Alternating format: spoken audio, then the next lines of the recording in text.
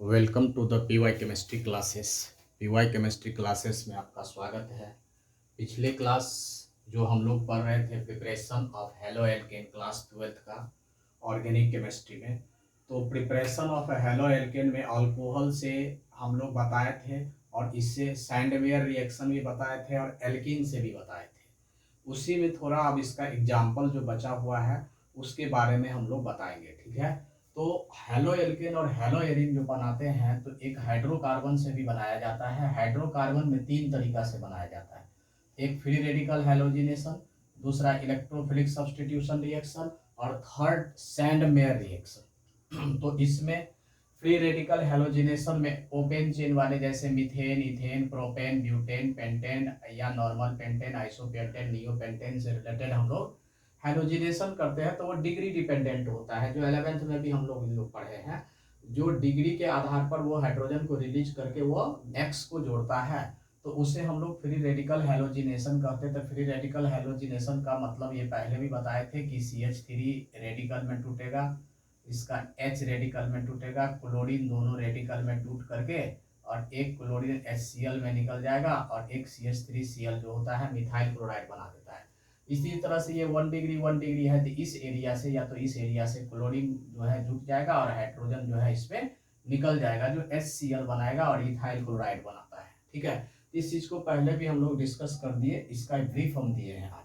इसके बाद electrophilic substitution reaction आता है, यानी कि इलेक्ट्रोफाइल के द्वारा सब्स्टिट्यूट होता है। तो जैसे हम लोग 11th में पढ़ते थे कि मान लिया जाए हैलोजिनेशन करते हैं, तो हैलोजिनेशन में क्या होता है, हैलोजन यानी क्लोरीन, ब्रोमीन या फ्लोरीन या आयोडीन ये सब यूज करते हैं, खास करके क्लोरीन ब्रोमीन को। तो इसमें हाइड्रोजन छुपा हुआ रहता है, तो एक H और एक X निकल जाता है। क्यों? क्योंकि ये Cl जो होता है वो रेडिकल में बनाता है, प्लस और माइनस। तो प्लस और माइनस रेडिकल सिचुएशन के अनुसार काम करता है। तो एक क्लोरीन HCl के रूप में निकालेगा और एक क्लोरीन इलेक्ट्रोफाइल के रूप में क्या होता है इसमें जुट जाता है, तो उससे क्लोरोबेंजीन का निर्माण होता है। इसी तरह से टॉलिन में अगर क्लोरीनेशन करते हैं FeCl3 के प्रेजेंस में, तो वो ऑर्थो पैरा डायरेक्टर होता है।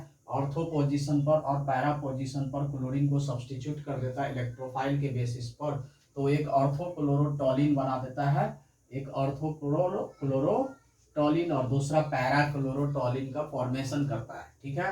इसके बाद इसी नंबर जो है sand mayor reaction. Sand mayor reaction में हम लोग क्या करते हैं, तो एनिलीन लेते हैं, एनिलीन को सोडियम नाइट्राइट, ये सब हम लोग डिस्कस कर चुके हैं पहले भी, सोडियम नाइट्राइट और HCl लेते हैं। तो एक नाइट्रोजन एक क्लोरीन इसके अंदर से इसमें जुट जाएगा, तो इसको बेंजीन डायजोनियम क्लोराइड कहते हैं। और बाकी क्या निकल जाएगा, NaOH निकल जाएगा, वो लेकर के Na और यहाँ का H लेकर के, फिर H2 है और तो उससे वाटर बना देगा।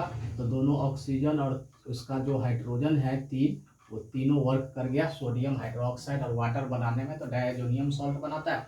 उसे हम लोग क्यूप्रस क्लोराइड से के उपस्थिति में हीट करते हैं, तो नाइट्रोजन गैस निकल जाएगा और क्लोरोबेंजीन का निर्माण करेगा। क्लोरोबेंजीन का निर्माण करता है या ब्रोमोबेंजीन का निर्माण करता है, लेकिन इसमें बिना CuX2 का ही या क्यूप्रस क्लोराइड या क्यूप्रिक क्लोराइड के एब्सेंस में ही अगर potassium iodide direct diazonium halide के साथ जोड़ देते हैं, तो वो आयोडोबेंजीन का फॉर्मेशन करता है, ठीक है। तो इसमें कोई कॉपर हैलाइड का जरूरत नहीं होता है जब आयोडीन बनाना है, आयोडोबेंजीन। तो ये तो पता चल गया। अब इसके बाद हम लोग जो है इसमें नेक्स्ट जो है एल्कीन से बनाते हैं। एल्कीन में हमने पिछले क्लास बताए थे सिमेट्रिकल और अनसिमेट्रिकल एल्कीन होता है, दोनों में HX जोड़ते हैं। अनसिमेट्रिकल में मार्कोनिक्स और एंटी मार्कोनिक्स कॉप्स रूल का फॉलो करता है। सिमेट्रिकल डायरेक्ट क्या करता है, HX को ऐड कर लेता है, उसका एक ही मकसद है एल्काइल हैलाइड बनाना या हेलो एल्केन बनाना। इसी तरह से एडिशन ऑफ X2 लेते हैं in presence of CCl4 to form weak dichloride, यानी CCl4 के प्रेजेंस में अगर हम लोग डालते हैं तो इससे विसिनल डाइक्लोराइड या विसिनल डाइहैलाइड का निर्माण करता है, ठीक है। जैसे यहाँ पर देखिए CH2 है, एक X इसमें जुट जाएगा, एक X इसमें जुट जाएगा, क्योंकि ये आइडेंटिकल है दोनों। नॉन आइडेंटिकल रहता तब हम लोग मार्कोनिक्स एंटी मार्कोनिक्स का यूज करते, तो HX या HBr के बेसिस पर। तो ये क्या होगा, दोनों साइड में अगर X जुट गया तो उसे विसिनल या वीक डाइहैलाइड कहते हैं, ठीक है, या 1,2 डाइहेलो इथेन कहते हैं। तो इसका नेक्स्ट एग्जाम्पल इसमें हम लोग देखेंगे। नेक्स्ट एग्जाम्पल क्या होता है, तो नेक्स्ट एग्जाम्पल जो है हम लोग एडिशन ऑफ x2 के बेसिस पर जोड़ेंगे।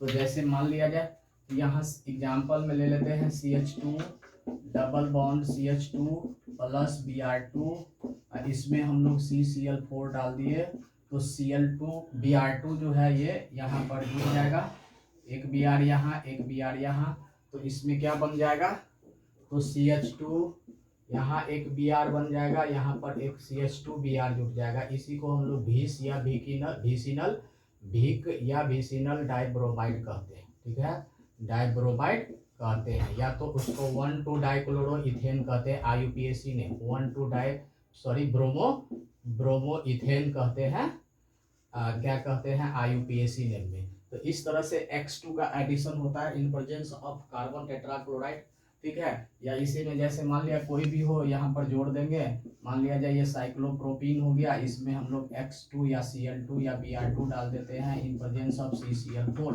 तो यहाँ भी क्या हो जाएगा, तो यहाँ Cl एक जुट जाएगा, यहाँ Cl उठ जाएगा, इसको 1,2 डाइक्लोरोसाइक्लोप्रोपेन कहते हैं, इसका नाम है साइक्लोप्रोपीन, और ये हो जाएगा 1,2 डाइक्लोरोसाइक्लोप्रोपेन हो जाएगा, ठीक है। तो ये सब हमारा X2 जोड़ेंगे तब होगा, यानी Cl2 Br2 के बेसिस पर इसको जोड़ते हैं तब।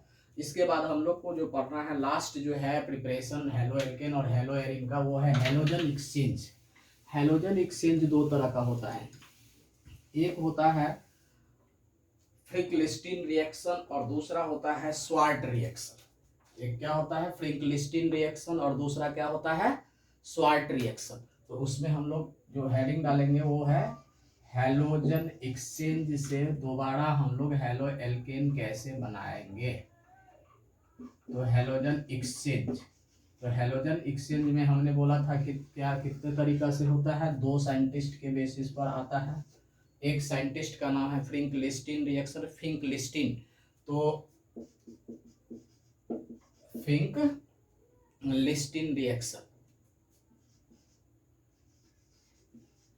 फ्रिंकलिस्टीन रिएक्शन,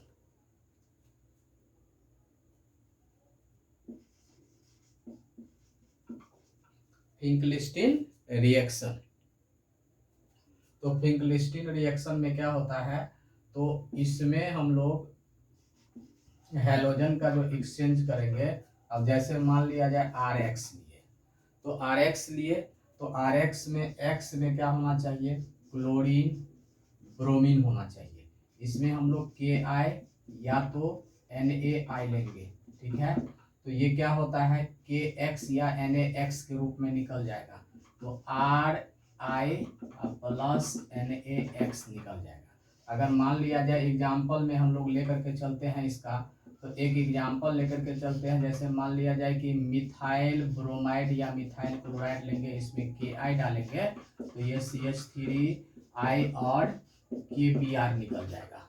इसी तरह से मान लिया जाए कि इथाइल ब्रोमाइड है और इसमें हम NaI डाल देंगे, तो इससे क्या हो जाएगा CH3 CH2 यानी C2H5Cl और KBr निकल जाएगा।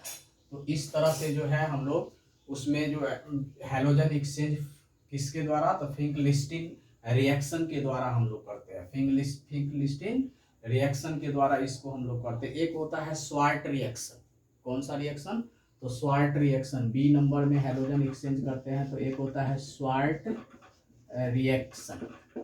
इसमें हम लोग क्या करते हैं, तो AgF या SbF3 Hg2F3 ये सब हम लोग इसके द्वारा जो है AgF के द्वारा, HgF2 के द्वारा या Hg2F2 के द्वारा, COF2 के द्वारा, इसी तरह से और ये जो कैटलिस्ट Sb या और करके देंगे SbF2 के द्वारा। तो ये सब के द्वारा ये हेलोजन को एक्सचेंज करने में मदद करता है।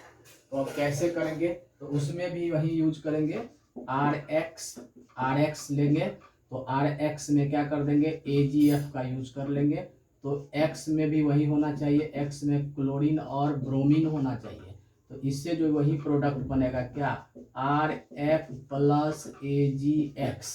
या इसी तरह से मान लिया जाए कि मिथाइल क्लोराइड होगा तो उसमें भी AgF होता है, तो इसमें क्या होगा CH3F प्लस AgCl निकल जाएगा। तो ये हमारा क्या है, हैलोजन एक्सचेंज। तो हैलोजन एक्सचेंज दो तरह का होता है, एक होता है फिंकलिस्टीन रिएक्शन, दूसरा होता है स्वार्ट रिएक्शन।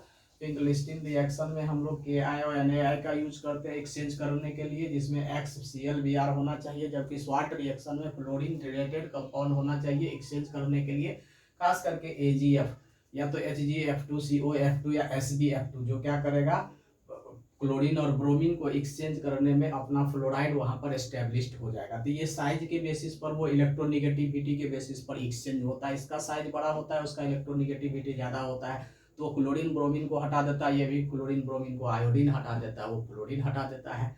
तो इस तरह से हम लोग रिएक्शन जो है पढ़ लिए हैं, प्रिपरेशन ऑफ हेलो एल्केन और हेलो एरिन। और नेक्स्ट क्लास जो हम लोग पढ़ेंगे वो है प्रॉपर्टीज ऑफ हेलो एल्केन और हेलो एरिन। अगले क्लास के लिए आप जो है अगर वीडियो देखना चाहते हैं तो इस वीडियो को सब्सक्राइब जरूर कर दीजिएगा, ताकि आगे का वीडियो आपको मिलता रहेगा।